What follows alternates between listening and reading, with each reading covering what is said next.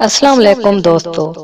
आज एक छोटी सी मज़ाहिया कहानी आपके सामने पेशे खिदमत है। सरदार जी ट्रेन में सफर कर रहे थे। अचानक टीसी टिकट की सदा लगाता सरदार चौक के पास आ पहुंचा। सरदार जी टिकट दिखाएं। सरदार जी जरा मुस्कुराए। जो दाएं जेब में है वो दिखाऊं या जो बाएं में है वो।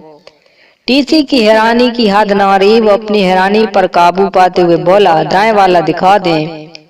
ए लो जी।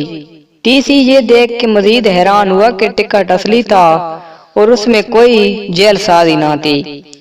उसने सरदार जी से बाएं वाला भी देखने की ख्वाहिश जाहिर की। ए लो सरकार। सरदार जी ने झट पर दूसरा भी दिखा दिया। ये भी 100% असली था। सरदार जी, आखिर आपने 2 टिकट क्यों लिए? सरदार जी तनजिया मुस्कुराए। मासूम आदमी, अगर कोई मेरी जेब काट ले तो क्या करूंगा?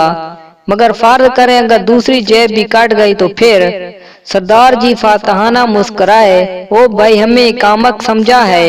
ये व्यक्ति तीसरा पगड़ी में आए।